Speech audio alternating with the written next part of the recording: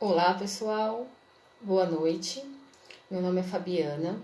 Eu sou bióloga citologista e eu vou falar hoje um pouco com vocês a respeito da importância e do papel do citologista no diagnóstico de lesões neoplásicas e da, da prevenção do câncer, tá? Então, antes de começar a falar propriamente, das lesões e da importância que o citologista tem na prevenção do câncer, eu vou falar um pouco para vocês sobre história, tá? Sobre história. Como que eu cheguei a ser citologista? Então, eu sou bióloga. Eu entrei na universidade, eu fiz a Universidade São Judas Tadeu em 1999 e já no primeiro ano da universidade eu já ingressei num estágio. Eu ingressei num laboratório classe 1 citologia oncótica e eu fiz estágio durante os 4 anos da universidade. Antes as universidades, os cursos eram anuais e eu fiz o bacharel em ciências biológicas e durante os 4 anos eu fui estagiária em citologia oncótica. Quando eu estava no terceiro ano da universidade, junto com o estágio de citologia oncótica, eu fazia também um estágio de biologia molecular, no laboratório de biologia molecular do câncer ginecológico na Universidade Federal de São Paulo, na Unifesp. O que foi também fundamental para a minha carreira depois como bióloga citologista. Por quê? Hoje a gente está vendo aí, inclusive com a nova nomenclatura de laudos citopatológicos, que a citopatologia e a biologia molecular, elas andam juntas, tá? Elas andam juntas. E é muito importante para você, por exemplo, quando você faz a detecção, quando você faz o diagnóstico de uma lesão viral por HPV, que você entenda qual vai ser o acompanhamento depois que o clínico, que o médico vai dar para essa paciente. Então, é fundamental que você tenha o conhecimento em biologia molecular, para que você entenda quais são os tipos virais, o que aquela lesão que você detectou no microscópio significa em relação ao tratamento da paciente. E depois que eu saí da universidade, eu fui para o Hospital do Servidor Público Estadual, aqui de São Paulo. Eu fiz o aprimoramento em citologia oncótica e depois já fui trabalhei no Hospital Beneficência Portuguesa, no Hospital Santa Catarina, em vários laboratórios, alguns laboratórios conhecidos como o Laboratório AFIP, outros só de anatomia patológica, que só fazem essa parte de prevenção do câncer, de diagnóstico do câncer, como o Laboratório SEDAP, por exemplo.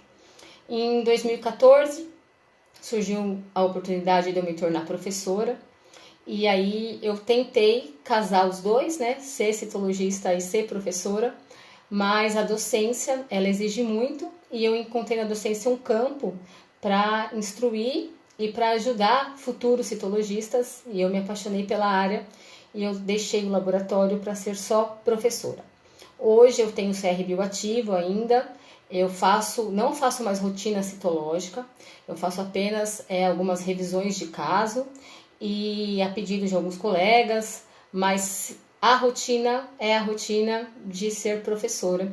Então, com as lâminas, eu levo as lâminas para a universidade, eu leciono na Universidade Cruzeiro do Sul de São Paulo e eu levo as minhas lâminas para o pessoal dos cursos de biomedicina e de ciências biológicas, para eles poderem treinar também, e sair com a habilitação de citologista da universidade, principalmente os profissionais biomédicos, que tem essa diferença com os profissionais biólogos, o biomédico ele sai com a habilitação de citologista da universidade, mediante as horas cumpridas de estágio, e o biólogo ele necessita, assim como eu precisei também, fazer a especialização em citologia.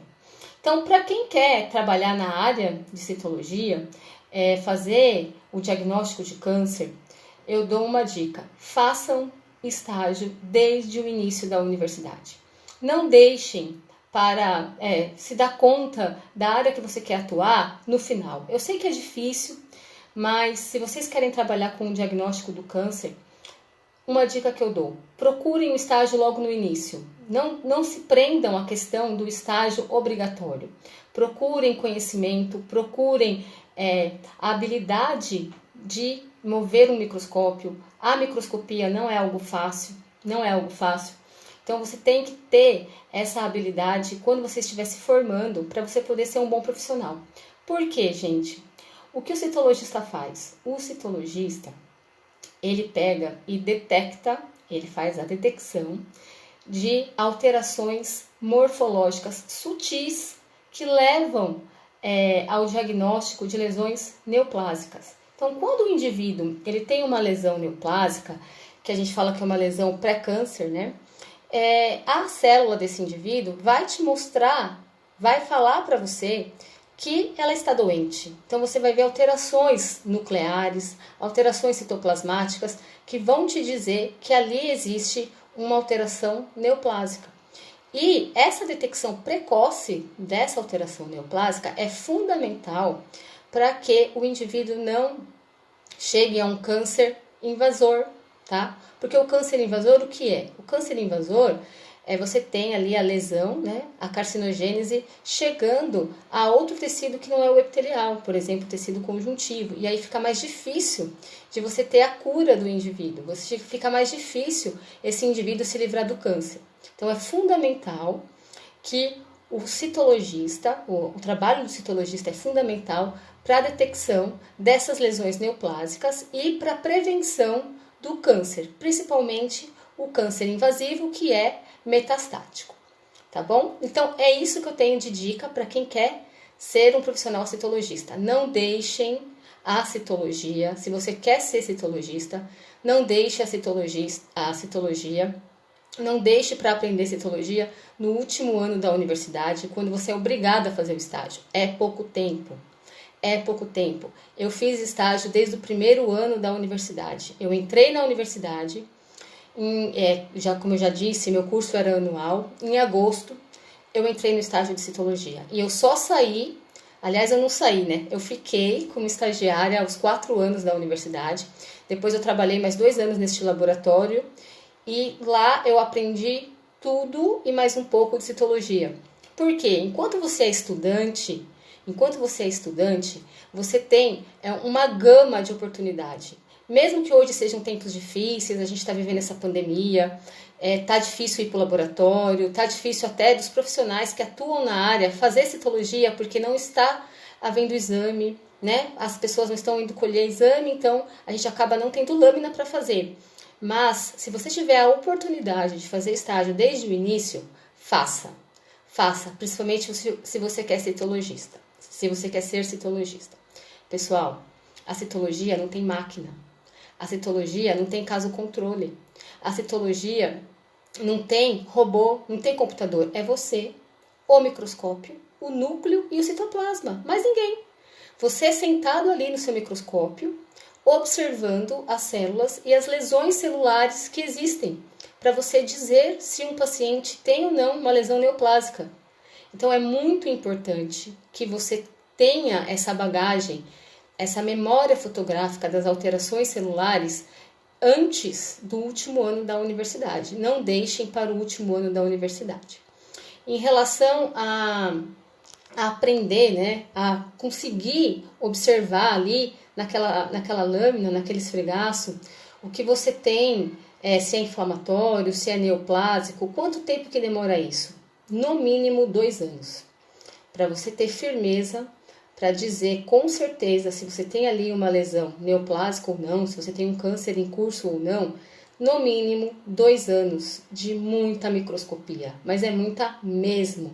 Claro, somada com a teoria, porque citologia não é só morfologia celular, você precisa saber patologia, você precisa saber biologia celular, biologia tecidual, você precisa saber biologia molecular, enfim, você precisa saber microbiologia. Citologia não é apenas a morfologia celular que chama a atenção. O fundo do esfregaço fala muito pra gente. Quando a gente pega, por exemplo, um esfregaço, que o paciente já tem câncer, né? Que o paciente já tem câncer, você tem uma diátese tumoral naquele fundo do esfregaço. Você vê ali hemácias lisadas, o esfregaço fala para você qual é a alteração que tem. Mesmo em casos inflamatórios, quando você tem um tricomonas, por exemplo, você tem aquele exudato neutrofílico no fundo, cheio de neutrófilo, halos perinucleares. Halo perinuclear, ele é uma lesão inflamatória. Então, se você tem aquele halo claro ao redor do núcleo, com certeza, a gente fala na citologia, né, no jargão da citologia, que a gente tem um bicho ali. Então, a gente vai procurar e a gente vai achar. Só que não é em um dia, não é em um mês que você vai conseguir essa percepção. É com muita microscopia, com muito treino, tá bom? Então, essa é a dica que eu dou para vocês, profissionais que querem ser citologistas. É uma profissão muito bonita. Biólogos, biomédicos, farmacêuticos, enfermeiros e até químicos, desde que façam a pós-graduação em citologia, podem trabalhar com a citopatologia. E a citopatologia, ela está vinculada ao setor de anatomia patológica. Então, como é que funciona? Citologistas, geralmente, são os não médicos, os profissionais não médicos. E os profissionais médicos que fazem também a citologia são os patologistas especializados em citopatologia. Então, são esses dois profissionais que atuam juntos com a prevenção do câncer. E qual é o material? O material que o citologista faz o diagnóstico não é o mesmo material que o patologista vê nas suas lâminas, tá? O profissional citologista, ele observa esfregaços, tá? Então, fluidos, que você faz um esfregaço na lâmina e você vai ver ali se tem neoplasia ou não. O patologista, ele observa tecidos, biópsias, por exemplo, você está com uma lesão na pele, aí você faz aquela lesão de pele, você corta um pedaço do tecido, você faz uma biópsia, tem o tratamento histológico, o patologista que vai ler aquela lâmina e ele vai dar um laudo de anatomia patológica daquela lâmina. Se você tiver uma lesão na pele, que estiver saindo algum tipo de líquido, alguma secreção, e você fizer um esfregaço, o citologista pode ler esse esfregaço e detectar ou não a presença de células neoplásicas. Então, é essa a diferença do citologista para o patologista. Os profissionais não médicos não podem fazer a leitura de lâminas histológicas, não pode fazer a leitura de lâminas de tecido. Só quem faz a leitura de lâmina de tecido são os médicos patologistas. Nós, citologistas, fazemos a leitura de esfregaços, tá? E como é que funciona? Você tem ali a sua rotina. Geralmente, quando você é um profissional já com muita prática, você pode fazer até 100 lâminas por dia. Depende do laboratório que você trabalha e da política do laboratório que você trabalha. Até 100 lâminas por dia você pode fazer como rotina. E, como eu disse, não tem caso controle, não tem máquina, não tem computador, não tem nada disso na citologia. Como é que funciona, então, o controle de qualidade? O controle de qualidade, ele é realizado da seguinte maneira. A sua rotina, ela vai ser conferida, tá? Ela vai ser revisada por um outro colega seu, citologista também, com mais prática, geralmente. Geralmente, o citologista que fica responsável pela questão da revisão de lâminas, ele já tem mais prática do que os demais. E ali ele vai ver se você deixou passar alguma lesão, se você deu algum falso positivo ou algum falso negativo. Na questão dos laudos positivos, o patologista revê, tá? Então, se você separou uma lâmina da sua rotina, que você tem ali uma suspeita de uma célula neoplásica, o patologista responsável pelo laboratório, o patologista responsável pelo setor, ele vai rever essa lâmina e ele vai fechar o diagnóstico junto com você. Então, apesar de ser só você, o microscópio, o núcleo, o citoplasma, você não está sozinho. Geralmente a gente não fecha diagnóstico sozinho. A gente sempre tem um patologista junto com a gente, tá? Para rever essa lâmina positiva.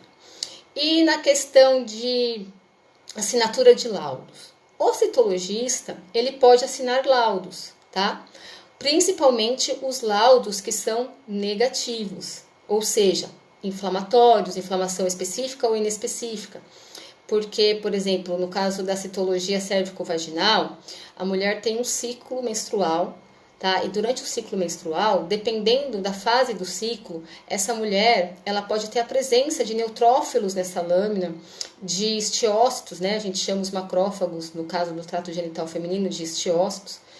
No caso dessa paciente, dependendo do ciclo dela, pode estar presente ali células da linhagem branca do sangue, né, das linhagens de defesa do sangue, mas não necessariamente estar ocorrendo uma infecção por algum tipo de agente, como tricomonas ou como a cândida. Pode ser, por exemplo, o final, né, da menstruação daquela paciente, aquelas células estão ali para fazer a limpeza daquele endométrio que ainda não, que ficou ali, né, preso, que não descamou ainda totalmente. Então aí você tem uma inflamação inespecífica, tá?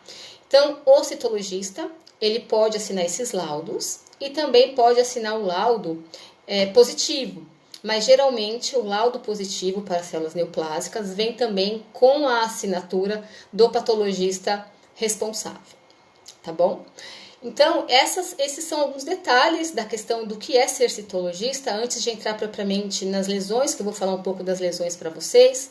A gente não tem imagem aqui para eu demonstrar para vocês, mas eu vou falando um pouco, vocês, como tem muita gente que eu estou vendo aí que é acadêmico dessa área, vocês vão entender, tá? A questão da especialização em citologia, eu estou lendo aqui a pergunta da Demandra sobre anatomia patológica. A especialização em anatomia patológica é mais para fazer a macroscopia, tá? É a macroscopia. Então você pega peças anatômicas e você faz o preparo macroscópico dessas peças, que depois serão tratadas, né, passar pelo tratamento histológico, para o médico patologista fazer a observação da microscopia. Então, a especialização em anatomia patológica é essa questão de ser macroscopista. Para você ser citologista, você tem que fazer a pós-graduação em citologia oncótica ou citologia clínica. É tudo a mesma coisa, tá? Depende do local onde você vai fazer, tem um nome ou outro. Aqui em São Paulo, existia a pós-graduação, né, o aprimoramento em citologia oncótica no Hospital do Servidor Público Estadual, que agora não existe mais. A gente tem essa prática essa modalidade de especialização em citologia oncótica apenas no Instituto Adolfo Lutz, tá? Público, no serviço público. Então você faz um processo seletivo, são 2 pessoas por ano que são selecionadas para fazer a pós-graduação em citologia oncótica. Mas existem outras instituições particulares que você pode fazer. No Rio de Janeiro, eu sei que tem o INCA, tá? Para quem é de outro estado que é do Rio de Janeiro, tá certo? Em relação ao que você precisa saber para você detectar, para você ser citologista, coloquem na cabeça de vocês. O câncer, ele é uma doença que mata muito ainda. Muito ainda, mesmo com todos os avanços, mesmo com todos os métodos de rastreio, mesmo com todas as campanhas de prevenção, ainda mata muito, tá? Ainda mata muito. Os dados do INCA de casos novos de câncer para 2020, por exemplo, do câncer de colo uterino, são cerca de 16 mil casos de câncer de colo uterino para 2020. Mesmo com a vacina, mesmo com toda a questão da conscientização e da prevenção do câncer de colo uterino. Então, é um problema de saúde pública. Em 2018, que é o último ano que a gente tem dados de óbitos de câncer, cerca de 6.500 mulheres morreram de câncer de colo uterino, é muita coisa, né? Dados do INCA de 2018. Então, você tem que ter em mente que ao trabalhar com citologia, você vai estar lidando diretamente com a prevenção de uma doença que mata e mata muito. E não é só a questão das características clínicas dessa doença que leva ao óbito, né? A cabeça também da pessoa. A pessoa que é diagnosticada com câncer, se ela não tiver um preparo, ela pode piorar muito mais a lesão. É uma questão assim também de saúde mental, você ser diagnosticado com câncer. Então é muito importante o profissional citologista ter isso em mente para ter aquela questão da ética profissional, né, muito, muito clara. Por quê? Porque dentro da citologia, a gente tem uma característica, né? A questão da bonificação, como é que você ganha, né? Como é que você é remunerado em questão da citologia. Muitos citologistas são remunerados por casos. né? Ou seja, por cada lâmina que você vê, por cada exame que você diagnostica. Então, tem aquele problema de você ler, de repente, muita lâmina ou a lâmina muito rápido para você bater a sua meta mensal de quantas lâminas você tem que ler para poder fechar o seu mês com X quantidade de dinheiro. Então, tem essa questão também. A gente não pode falar só da questão boa, né? A gente tem que lembrar dos problemas e que isso deve estar na mente do profissional, que você tem ali uma vida e que o seu diagnóstico preciso pode contribuir para que aquela vida chegue ao fim ou não, tá? Agora, em relação às lesões, pessoal, o que a gente trabalha hoje em dia com a citologia? O que o citologista pode fazer? O carro-chefe que emprega muita gente dentro da citologia ainda é a citologia cérvico-vaginal. Ainda é a citologia cérvico-vaginal. A maioria da rotina que a gente tem dentro de um laboratório de citologia é de citologia cérvico-vaginal. Só que o citologista não faz só isso. O citologista também faz a leitura de esfregaços de mama, de esfregaços de tireoide, de diversas secreções que dê para você fazer o diagnóstico, que dê para você fazer o esfregaço. Inclusive agora, uma nova modalidade que é a citologia anal. A citologia anal, a prevenção do câncer de cólon e reto, que também está matando muita gente, homens e mulheres. Aumentou muito a incidência de câncer no colo e no reto. Dados do INCA, né, de novos casos para 2020 de câncer de câncer de cólon e de reto, 20 mil casos em homens e 16 mil casos em mulheres. Então é muita coisa, tá? Então a citologia anal, ela está vindo como uma novidade, muitos laboratórios já fazem, para a prevenção desse tipo de câncer. Tanto a citologia anal quanto a citologia cérvico-vaginal, agora na nova nomenclatura, que saiu dia 4/6/2020, para diagnóstico, né, os laudos citopatológicos, eles compreendem tanto a citologia cérvico-vaginal como a citologia anal. Por quê? Porque o grande vilão, tanto do câncer de cólon, de reto, de colpocitologia oncótica, né, que é o esfregaço cérvico-vaginal, câncer de laringe, da região da boca e pescoço, é o HPV. É o HPV, tá? É o HPV. O HPV é o grande vilão ainda desses tipos de cânceres, eu já vou falar para vocês. Estou vendo uma pergunta aqui, marcador tumoral? Sim, para o câncer de colo uterino a gente tem a P16 para marcador tumoral do câncer de colo uterino, tá? Para você fazer a imunocitoquímica. A imunocitoquímica é feita com o P16, certo? Para mama é o Ki67, que é utilizado na biologia molecular. Bom, falando sobre a citologia, né, e o HPV, então o papilomavírus humano, a gente está falando tanto de SARS-CoV-2 e a gente esquece do papilomavírus humano, que a gente tem uma vacina para isso e ainda hoje ele causa tantos óbitos por câncer, né? Porque ele é um vírus DNA que ele acaba se acoplando ao genoma da célula hospedeira e quando ele faz isso, ele acaba, resumidamente, né, falando de uma maneira resumida, quando o HPV oncogênico, que a gente tem dois tipos, um HPV psomal e o oncogênico, quando a gente tem o HPV oncogênico e ele se acopla do genoma da célula hospedeira, ele acaba tomando conta dos processos bioquímicos dessa célula e ele engana o nosso P53, né, o nosso gene guardião do nosso genoma. Quando ele faz isso, a nossa célula ela perde a capacidade de retirar aquela célula mutante ali do ciclo celular e levar para a apoptose. Então, o HPV ele tem essa capacidade de enganar o nosso ciclo celular. O P53 não enxerga a mutação, né, de uma maneira assim, resumida falando, não enxerga aquela mutação e aquela célula entra no processo de carcinogênese. E qual é o papel do citologista nisso? É detectar justamente a lesão neoplásica quando ela é de baixo grau. Quando a gente tem uma lesão por HPV no esfregaço, a gente observa o coilócito. Claro que a gente não vai enxergar o HPV na lâmina, a gente não enxerga ele, porque ele é muito pequeno. É só com microscopia eletrônica que a gente enxergaria o HPV. E como é que a gente faz então o diagnóstico, né? Falar, aqui tem HPV. A gente, na verdade, enxerga o efeito citopático do HPV na célula.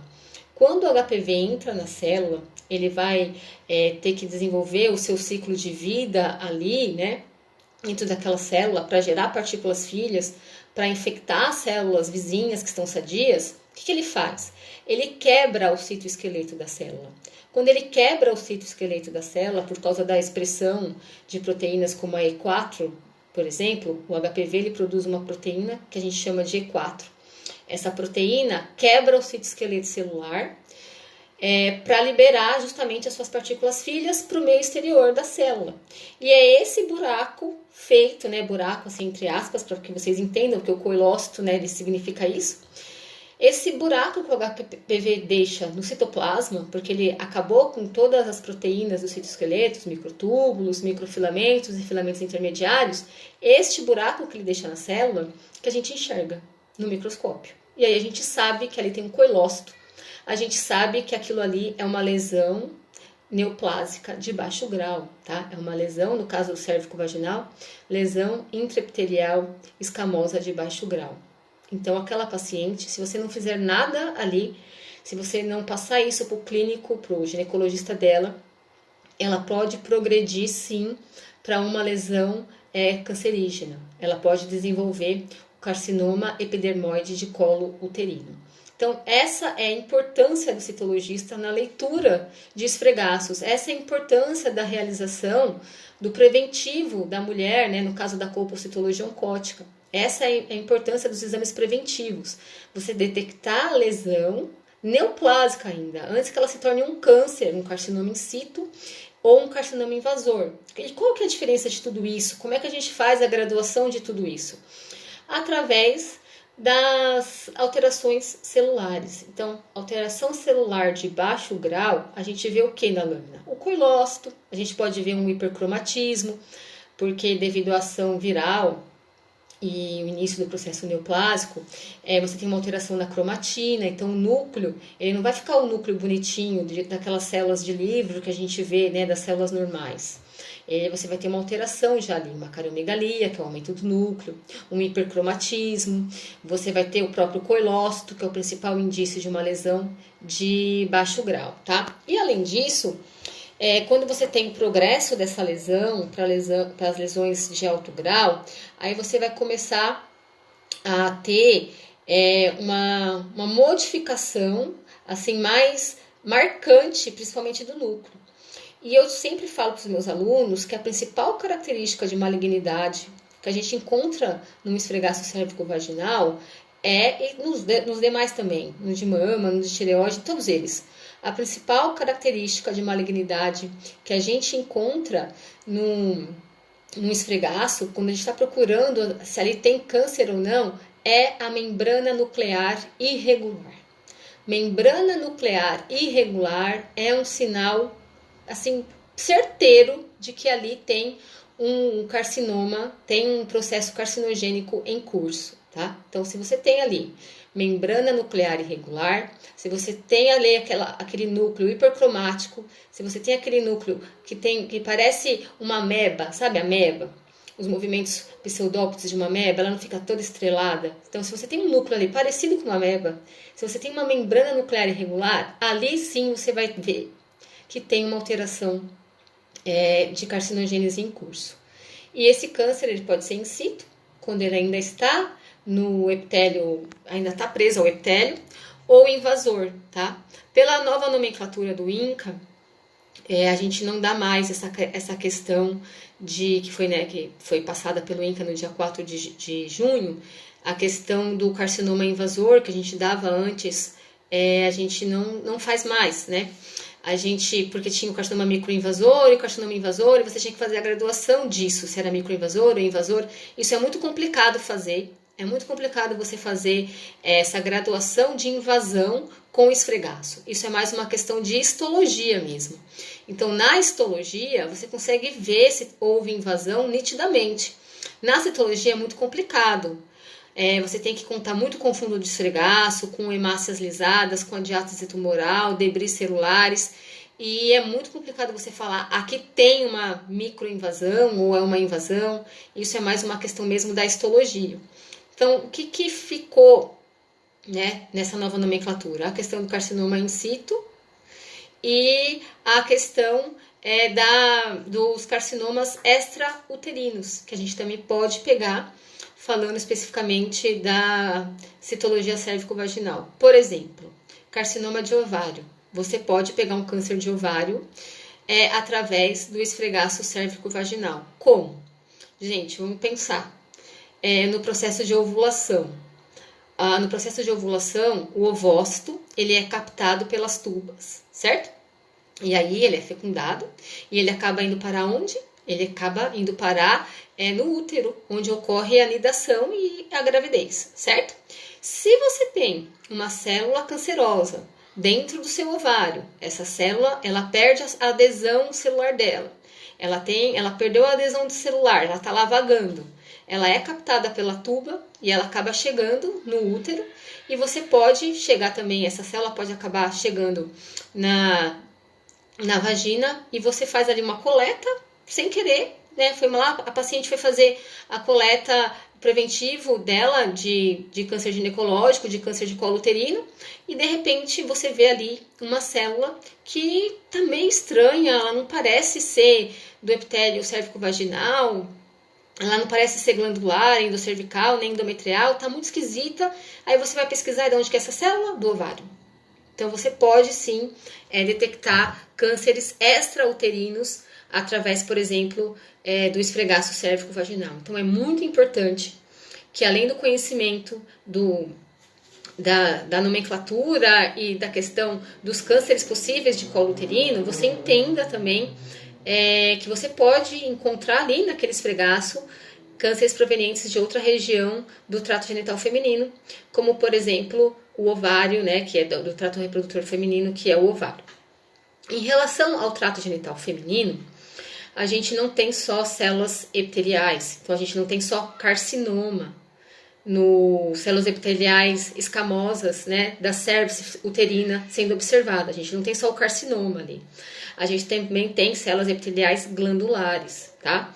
Então, dentro da citologia cérvico-vaginal, o que o citologista vê? Ele vê o carcinoma in situ de colo uterino, que é o carcinoma epidermoide de colo uterino, que são células provenientes, são células escamosas, que a gente fala que são células ectocervicais, da região de fora do colo uterino, e a gente tem as células glandulares endocervicais, que é do canal endocervical. Então, durante a coleta, você tem que fazer ali, né, o profissional que faz a coleta, tanto o médico quanto o enfermeiro, há necessidade de fazer a coleta tanto das células ectocervicais como das células endocervicais, ou seja, você tem que ter a representação da junção escamo-colunar no seu esfregaço.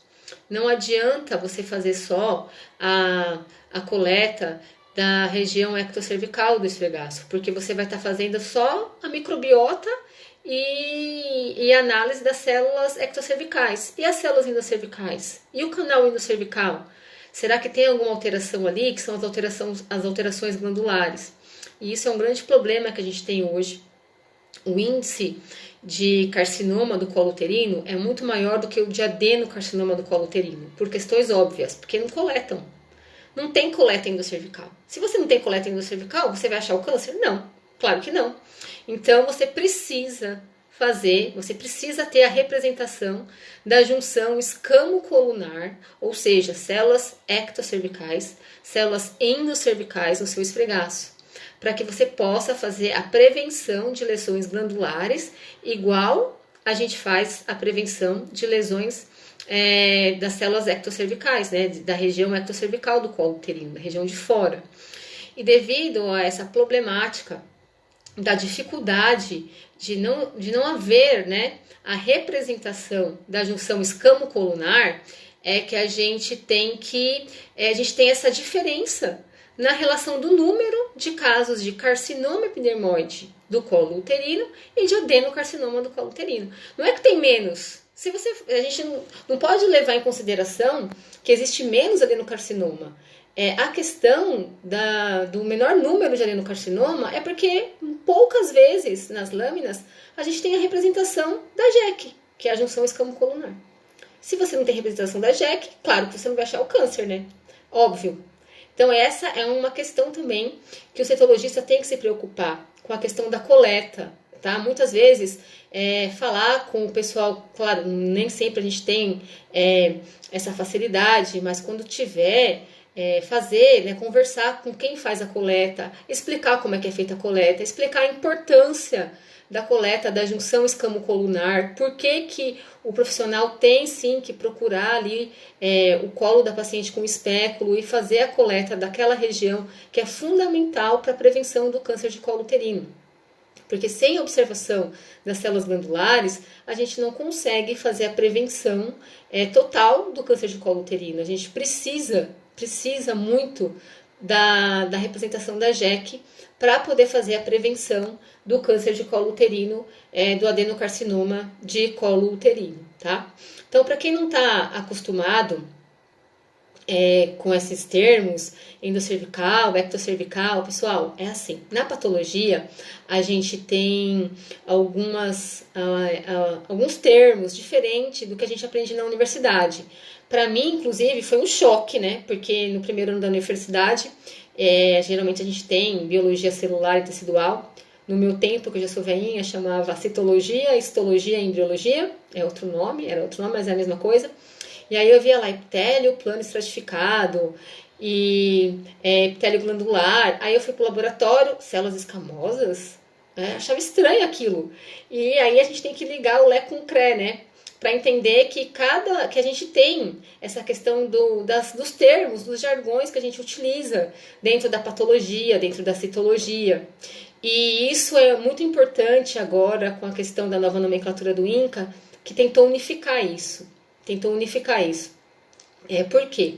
Porque além dessa questão das várias tecnologias que a gente tem hoje para coleta, né, do material, a gente tem citologia em meio líquido, a gente tem a citologia convencional, a gente tem também técnicas de biologia molecular que devem ser utilizadas junto com as técnicas de citologia para poder melhor ajudar a paciente quando ela for detectada por uma lesão neoplásica, né? Então, essa nova metodologia do INCA para os laudos citopatológicos, ela é baseada 100% no sistema Bethesda, de 2014, e ela unificou os termos, né, porque a gente tinha muito ainda a discrepância da questão da nomenclatura brasileira com a questão do INCA, com a questão do sistema Bethesda, e para unificar a linguagem entre citologistas, patologistas e clínicos, né, para você poder ter essa questão de todo mundo falar a mesma língua, Então, essa é a importância da nova nomenclatura agora dos laudos citopatológicos, tá?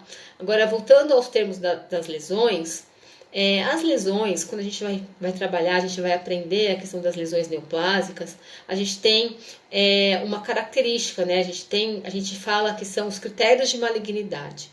Então, o que diferencia, por exemplo, uma lesão de baixo grau de uma lesão de alto grau? O tipo de célula que está sendo acometida. Então, geralmente, as lesões de baixo grau, as lesões por HPV, a gente encontra em células intermediárias, o coilócito a gente encontra geralmente em células intermediárias. E as lesões de alto grau, a gente tem o comprometimento de células mais jovens do epitélio, então das células parabasais, por exemplo. Então, você vê ali o comprometimento daquelas células mais jovens. Então, você vê o comprometimento da membrana nuclear, você vê também a questão do comprometimento da relação núcleo-citoplasma, você vê a fila indiana, uma célula ali atrás da outra, que é muito clássica para carcinoma in situ. Você vê a diátese tumoral, hemácias lisadas, queratinização, no caso de um câncer mais agressivo e já quase invasor, tá? Na questão das células glandulares, né, das lesões glandulares, a gente vê ali, quando a gente tem uma descamação de células glandulares, a gente tem um limite dessas células. Então, aquelas células, elas descamam em bloco, e aí você vê lá no esfregaço um bloco de células e você vê um limite, como se fosse uma delimitação das células. E quando você tem uma lesão glandular, isso muda. Os núcleos, parece que eles estão saltando do limite da descamação. Então você vê células ali fora daquele limite. Então aí você já começa a pensar se aquilo ali é uma lesão neoplásica, tá? Se aquilo ali é um adenocarcinoma. E é importante lembrar também que a gente tem alguns termos que a gente utiliza para poder graduar uma lesão quando a gente não tem 100% de certeza que ela já é um câncer, ou quando a gente não tem 100% de certeza que ela já é uma lesão neoplásica. A gente tem alguns termos que a gente utiliza na citologia para evitar, né, você dar um falso positivo ou um falso negativo, né, para você mostrar para o clínico que precisa ali ser mais estudado ou que precisa de uma coleta de uma outra região para fechar o diagnóstico, ou a própria biologia molecular, hoje em dia, com a citologia em meio líquido, tá? Então, por exemplo, ASCOs, né, que são atipias em células escamosas de significado indeterminado, favorecendo uma não neoplasia. E o ASC-H, que é a atipia em células escamosas de significado indeterminado, favorecendo alto grau. Quando você não consegue fechar, né, ou porque não teve uma coleta adequada, ou porque você tem pouca célula, né, perdão. Quando você tem pouca célula no seu esfregaço, que você não consegue fechar um diagnóstico, você pode utilizar esses termos para poder pesquisar melhor a questão das lesões. Então, a gente tem também essa característica. E em relação à questão da biologia molecular, por que o citologista precisa saber? O citologista precisa entender a biologia molecular do HPV. Ele precisa entender como que o HPV age na célula, ele precisa entender quais são os efeitos moleculares do HPV, né, na célula, e quais são as características dele de acordo com o tipo viral, né? Nós temos alguns tipos de HPV, mais de 100 tipos de HPV, alguns são mais oncogênicos do que os outros. Geralmente o HPV 16 e 18 são aqueles tipos de HPV que estão mais presentes nas lesões que acabam levando ao câncer. E geralmente mais rápido, age muito mais rápido no aparecimento de um processo carcinogênico do que os demais, tá? Não que os outros não causem câncer, mas demora um pouco mais, E geralmente esses HPVs, né, os tipos de HPV que não são oncogênicos, eles levam às verrugas genitais. E os HPVs que são oncogênicos geralmente não levam, né? Não levam. Então a paciente não tem noção de que ela está com o vírus. Então isso é uma coisa que o citologista tem que ter em mente, porque quando o citologista recebe um exame, quando ele recebe uma lâmina e ele vai ver a anamnese, né, daquela paciente, a idade, a data da última menstruação, a questão se ela tem alguma lesão prévia ou não. E ali, por exemplo, se quem fez a coleta fala para você, olha, tem verrugas genitais ou colo limpo, isso daí é muito importante para você pensar já ali, se você detectar uma lesão por HPV, por exemplo, no diagnóstico que o clínico vai receber para o tratamento daquela paciente, né? A gente sabe que o HPV não tem um remédio para ele tem um tratamento, um acompanhamento, então é muito importante essas informações que você vai passar para o clínico para o prognóstico da paciente, né? Para o tratamento da paciente, tá? Em relação, eu vi que tem muita pergunta aqui, eu não consegui responder. Em relação, daqui a pouco eu vou abrir para perguntas, a gente tem mais alguns minutinhos, né? Vou abrir para perguntas. Só vou falar em relação aos esfregaços de citologia anal, citologia da cavidade oral. Gente, o HPV tá agindo também, tá? Citologia anal, cavidade oral, são epitélios muito parecidos e o HPV gosta desses epitélios e muitos casos de câncer de reto, câncer de cólon, câncer de boca, câncer de laringe, da cavidade oral, são causados pelo HPV. Quando faz o teste de PCR para o DNA HPV, dá positivo. Então, é aí mais um campo aberto para os citologistas atuarem em relação a prevenção do câncer, prevenção e diagnóstico do câncer, tá?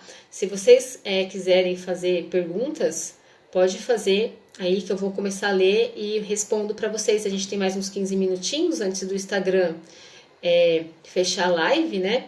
E aí eu faço para vocês, eu respondo as perguntas para vocês, tá bom? Enquanto vocês colocam as perguntas aí, eu queria agradecer o Instagram, né, o pessoal do Laboratório Virtual X pela oportunidade de estar aqui conversando com vocês a respeito um pouco da vivência que eu tenho dentro da citologia. Muito obrigada, Bruno, pelo convite. Fico à disposição aí para futuras lives com vocês, termos mais específicos, e aí a gente pega as imagens, né, para mostrar as lesões celulares para vocês, tá bom, pessoal? Lembrando que agora a gente está com essa dificuldade, né, de ir para o laboratório devido à questão da pandemia. Muitos colegas citologistas estão reclamando que não tem lâmina para eles lerem, né, e esperamos que isso passe logo, né, até na universidade mesmo a gente está tendo que fazer com os alunos as aulas práticas através de discussão de casos clínicos, porque a gente não consegue estar no laboratório com eles. Então é uma problemática que a gente está enfrentando agora, mas que logo tudo isso daí vai passar e a gente vai poder estar junto aí conversando, discutindo casos, mostrando a lâmina um para o outro, que dentro da citologia é muito importante uma segunda opinião. Isso é uma coisa que vocês têm que ter em mente. É muito importante a segunda opinião, tá? Deixa eu ver aqui que o pessoal está falando aqui. Dupla leitura dos positivos é obrigatório? Rúbia, geralmente sim, tá? Geralmente sim. Os patologistas, nos casos positivos, geralmente eles confirmam o seu laudo, tá? Nos casos positivos, os patologistas geralmente confirmam o seu laudo, tá? Então, e claro, quando eles observam, geralmente sai o diagnóstico que, se eles discordaram de você, eles vão te chamar para conversar, para discutir por que você deu aquilo ou não, mas geralmente sai, quando tem, por exemplo, um caso de biópsia, tem a citologia e a biópsia, sai o que é confirmado com a biópsia, geralmente nos casos de citologia, tá bom? Para a dupla leitura dos casos de rotina, por exemplo, eu li 100 lâminas hoje. Qual que é a porcentagem que vai para revisão? 10%. Geralmente é 10% das lâminas que você leu que vai para revisão, tá? E aí, se tiver alguma discordância, volta para você poder rever aquele caso. Isso é muito importante. Educação continuada em citologia é muito importante. Obrigada, Gi, pelo sempre presente, a Gi, nossa pupila, nossa estagiária lá da Universidade Cruzeiro do Sul. O acometimento dos homens é o mesmo que nas mulheres, principalmente quando se fala em lesões orais e anais? Maria, minha aluna também da biomedicina, lá da Unicid, é maior. Acometimento de lesões anais, tá? Em homens é maior. Então, o índice de cânceres de cólon e reto nos homens é muito maior do que das mulheres. A mulher, o maior índice é de mama, tá? É mama, cólon e reto e colo uterino. Nos homens vem próstata, cólon e reto, tá bom? A lesão oral fica em 5º lugar, tá? Cavidade oral, lesão 5º lugar nos homens. Eu vou colocar a imagem sim, Cris. Vou procurar colocar a imagem sim, tá bom? Deixa eu ver o Anderson. O Anderson é aluno também da Cruzeiro do Sul. Ele é nosso aluno de enfermagem. Quando é feita a remoção da verruga genital, na maioria das vezes, eles não citam o tipo de HPV. Nesse caso, é para procurar um laboratório. Anderson, para você citar o tipo de HPV, o que acontece? Você tem que fazer a biologia molecular, tá? Você tem que fazer a tipagem viral. A tipagem viral, ela é feita de 2 maneiras. PCR, diretamente, tá? Você utiliza primers ali para você ver qual é o tipo de HPV, ou você pode fazer a captura híbrida, tá? Você pode fazer a captura híbrida. A captura híbrida vai falar para você se aquele material que você retirou daquela verruga é um HPV de baixo ou de alto risco oncogênico. Então, quando você retira a verruga, tem que fazer a anatomia patológica, tá? Você tem que levar o material para anatomia patológica, a gente fala, que é a biópsia, é o laudo histológico. É um laudo histológico. Tudo bem? Vamos ver mais aqui. A Bruna.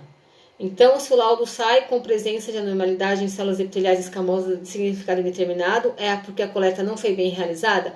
Não necessariamente, Bruna. É assim, às vezes, na coleta, não foi coletado da região onde tinha a lesão. Então, você pegou poucas células ou pegou uma única célula e você não consegue fechar com certeza se aquilo ali é um câncer, se aquilo ali é uma lesão mais grave, ou se é uma lesão de baixo grau, ou se é uma lesão só inflamatória reativa, por exemplo, uma lesão por uma cândida recorrente ou pelo tricomonas. Você não consegue avaliar ali se você tem uma lesão mais grave, tá? Então você não consegue avaliar. Então você libera como ascos ou ascius quando você não consegue identificar que é uma lesão de alto grau com certeza.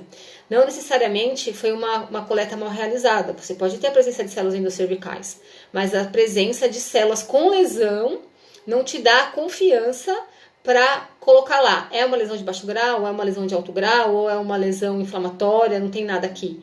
Então, essa é a problemática. Então, para evitar isso, foi criado essa sigla, né? Lesão de significado indeterminado. Opa, passou tudo aqui. Deixa eu ver. Peraí, pessoal, eu tô lendo aqui o que está escrito. A Renata tá falando que o HPV é traiçoeiro. O HPV é traiçoeiro. Vocês nem imaginam quanto. Gente, a gente só tá falando do SARS-CoV-2, SARS-CoV-2, coronavírus. O HPV ele é muito traiçoeiro. Tem a vacina, mas a gente encontrou a resistência da vacina. A questão da vacina é a longo prazo erradicar o câncer de colo uterino. Mas a gente sabe que não vai ser só o câncer de colo uterino que vai ser erradicado, né? A gente sabe que o câncer de boca, câncer da região do colo e reto também serão. Mas a gente encontrou essa resistência na questão da vacina do HPV, principalmente de meninas, questão social, questão cultural, familiar, enfim. Mas a vacina é muito importante. Claro que a vacina não vai resolver do dia para a noite, porque estamos pegando as crianças que ainda não tiveram o primeiro contato sexual, e jovens e crianças, para poder fazer essa prevenção. Então é a longo prazo isso, daqui a alguns anos vai diminuir muito a questão do câncer. Mas para isso a vacina ela tem que tem que ser dada, né? A sociedade ela tem que vacinar as crianças e tem o calendário vacinal, senão não vai adiantar. Oi, Mari, a Mari também é minha estagiária lá na Cruzeiro. Muito obrigada pela presença. Deixa eu ver o que a Rúbia está falando. Se tratado no início o HPV, a pessoa sempre terá, tem cura, na baixa imunidade pode voltar? Antes de responder, Rúbia, vou dar um oi também para minha amiga Ana Cláudia, que está me assistindo, minha professora comigo lá na Cruzeiro. Obrigado, Ana, pela presença, Martinez, meu marido também, que está aí me vendo e me dando, segurando as crianças para fazer a live. Rúbia, é assim, se em até 2 anos a lesão não voltar, a pessoa é considerada curada do HPV. Mas ela sempre tem que estar em observação, sempre tem que estar fazendo o preventivo, tá? Então, a conduta clínica é 2 anos sem detecção de coilócito, Se você não tiver lesão por HPV em 2 anos, você é considerado curado daquela lesão, tá? Isso não significa que ela não pode voltar, porque existem vários tipos de HPV e você pode pegar outro tipo, por exemplo, tá? Você pode ser acometido por outro tipo. E a questão da imunidade está muito ligada com o aparecimento, sim, do vírus. Quando a pessoa engravida, por exemplo, com a imunidade baixa, aparece a lesão por HPV. Quando ela tem algum problema de imunodepressão, também aparece. Mas, por critérios clínicos, se a pessoa não tem a lesão por HPV, em até 2 anos, ela é considerada curada, tá bom? Isso, Joyce, conscientização é muito importante e a gente tem que, como profissional da saúde, colocar isso na cabeça das pessoas. Tem que vacinar os filhos, sim. As vacinas estão aí para diminuir a questão da incidência das doenças. E o HPV é uma coisa muito séria, que a gente não dá valor para ele. E ele é um problema de saúde pública, porque ele não causa só o câncer de colo uterino. Ele causa câncer em tudo que for mucosa, que ele entrar, ele vai levar câncer, né? Desde que a pessoa, claro, né? Não é assim, ai, peguei HPV, tô com câncer. Não é isso, tá? Você tem que ter uma série de fatores contribuindo. Mas, gente, 6.500 mortes de mulheres por câncer de colo uterino é muita coisa, né? É muita coisa. Não é 100 mulheres, tá? Então, é um problema. Isso estou falando só do câncer de colo uterino, fora os demais, tá? Câncer de colo em reto são 9.000 mortes, tá? Pela questão da ação do HPV. A questão da vacinação, a Maria está perguntando a idade. A questão da vacinação tem o calendário vacinal, tá? Tem o calendário vacinal de meninos e meninas. Tem a idade lá que eles começam a ser vacinados. Se eu não me engano, é com 9 anos de idade que começa a ser vacinado. E é muito importante que sejam vacinados essas crianças para diminuir a questão do HPV dentro da sociedade. Tá bom, pessoal? Então, daqui a pouco vai cair a nossa live. Muito obrigada pela presença de vocês, foi um prazer. Obrigado de novo, Laboratório Virtual X, pelo convite. A gente fica aí disponível para futuras lives ou aulas mesmo, com os slides, para vocês terem uma noção de como é a cara, né, dessas lesões, tá bom? De como que é a cara dessas lesões. Agradeço. Se vocês quiserem entrar em contato comigo, o meu Instagram é @citologiafabiana. Tem muita coisa lá para vocês poderem, pra gente poder conversar. E até a próxima. Muito obrigado pela presença de vocês. Um grande beijo, se cuidem. Tchau, tchau. Obrigadão.